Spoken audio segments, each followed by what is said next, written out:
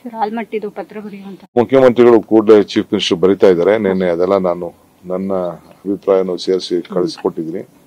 ಇವತ್ತು ನಾಳೆ ಅವರು ಚೀಫ್ ಮಿನಿಸ್ಟರ್ ಬರೀತಾರೆ. ಬರೆದ್ಬಿಟ್ಟು ನಾನು ಎಲ್ಲಾ ಎಂಪಿಸ್ಗೆ ಅದೇ ಲೆಟರ್ನ ಎಲ್ಲರಿಗೂ ಕಳಿಸ್ಕೊಡ್ತೀನಿ, ಮಾಹಿತಿನ ಕಳಿಸ್ಕೊಡ್ತೀನಿ. ನಾನು ಒಂದಿನ ಡೇಟ್ ಕೇಳ್ತೀನಿ, ಪ್ರೈಮ್ ಮಿನಿಸ್ಟರ್ ಡೇಟ್ ಕೇಳ್ತೀನಿ, ಇರಿಗೇಷನ್ ಮಿನಿಸ್ಟರ್ನು ಡೇಟ್ ಕೇಳ್ತೀನಿ.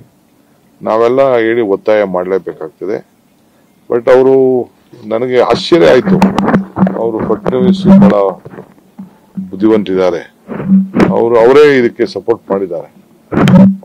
ಯಾಕೆ ಈ ರೀತಿ ಪತ್ರ ಬರೆದ್ರು ಅಂತ ನನಗೂ ಆಶ್ಚರ್ಯ ಆಗ್ತದೆ. ಎಲ್ಲ ಪ್ರವಾಹ ಬೀಳಂತದ್ದು, ನೀರು ಜಾಸ್ತಿ ಬರ್ತದೆ, ವರ್ಷ ಇರ್ತದೆ, ಅದನ್ನ ದಬಾಯಿಸಬೇಕಾದ್ದು ಅವ್ರ ಡ್ಯೂಟಿ, ಅವ್ರ ರಾಜ್ಯದ್ದು, ಅವ್ರು ಮಾಡ್ಕೊಳ್ಳಿ. 6ನೇ ತಾರೀಕ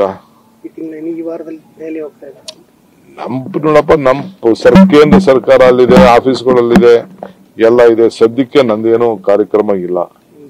ಚೀಫ್ ಮಿನಿಸ್ಟರ್ ಒಂದು ಕಾರ್ಯಕ್ರಮ, ಅಲ್ಲಿ ಯಾರನ್ನ ಭೇಟಿ ಮಾಡೋಂತ ಕಾರ್ಯಕ್ರಮ ಇದೆ. ಏನಾದ್ರು ನಮ್ಮ ಹೈಕಮಾಂಡ್ ಅವ್ರು ಕರೆದ್ರೆ ನಾನು ಹೋಗ್ತೀನಿ. ಬಟ್ ಕೆಲವು ಮಿನಿಸ್ಟರ್ಸ್ ನ ಭೇಟಿ ಮಾಡೋಂಥದ್ದು ಇದೆ. ಅದು ಅವ್ರ ಟೈಮು ನಾವು ಫಿಕ್ಸ್ ಮಾಡ್ಕೋಬೇಕು. ಫಿಕ್ಸ್ ಮಾಡ್ಕೊಂಡು ನಾವು ಹೋಗ್ಬರ್ತೀವಿ. 2 ವರ್ಷ ಎಕ್ಸ್ಟೆಂಡ್ ಆಗುತ್ತೆ ಅನ್ನೋ ಮಾತುಗಳಿತ್ತು ಸರ್. ಸಾಕಷ್ಟು ಶಾಸಕರು ಸಚಿವ ಸ್ಥಾನದ ಎಕ್ಸ್ಪಾನ್ಷನ್ ವಿಚಾರ ಏನಾದ್ರು ಚೀಫ್ ಮಿನಿಸ್ಟರ್ ಹೈಕಮಾಂಡ್ ಕೇಳಬೇಕಷ್ಟೇ. ನಿಗಮ ಮಂಡಳಿಗಳದ್ದು ಬಹಳಷ್ಟು ಅದನ್ನು ಕೂಡಲೇ ಮೆಂಬರ್ಸ್ ಮಾಡ್ತೀವಿ. ಏನೋ ಒಂದು ಅರ್ಧ ಇದೆ, ಫುಲ್ ಇಲ್ಲ. ವರ್ಕರ್ಸ್ಗೂ ಮಾಡಿದೀವಿ, ವರ್ಕರ್ಸ್ ಮಾಡಿಲ್ವಾ? ನಾನು ಸುಮಾರು 4,000 ಜನಕ್ಕೆ ಗ್ಯಾರಂಟಿ ಕಮಿಟಿನೇ ಮಾಡಿದೀವಿ.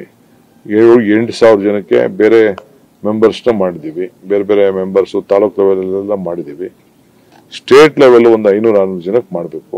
ಅದನ್ನ ಲಿಸ್ಟ್ ಪಟ್ಟಿ ಆಗಿದೆ. ಸ್ವಲ್ಪ ಒಂದ್ ರೌಂಡ್ ಬೇರೆ ನಮ್ಮ ಲೋಕಲ್ ಅವ್ರ ಮಾತಾಡ್ಬಿಟ್ಟು ಅದನ್ನು ಮಾಡ್ತೀವಿ. ಇನ್ನೊಂದು 10 ಚೇರ್ಮನ್ಸ್ ಇದೆ, ಅದು ಮಾಡ್ತಾರೆ. ಅದು ಹೈಕಮಾಂಡ್ ಮಾಡ್ತಾರೆ. ಯಾವ ಕ್ಷೇತ್ರಗಳಲ್ಲಿ ಬರ್ತಾರೆ ಆ ಕ್ಷೇತ್ರದವ್ರನ್ನೇ ಆಯ್ಕೆ ಮಾಡಿ, ರಾಜಕೀಯ ನಾಯಕರುಗಳನ್ನ ಆ ಸ್ಥಾನಕ್ಕೆ ತರಬೇಡಿ ಅನ್ನೋದು ಒಂದು ಚಿಂತಕರ ಚಾವಡಿ. ಈಗ ನನಗೆ ಇನ್ನ ಬಂದಿಲ್ಲ, ನನಗಿನ್ ಬಂದಿಲ್ಲ. ಬಂದ ಮೇಲೆ ಅದನ್ನ ಮಾತಾಡ್ತೇನೆ.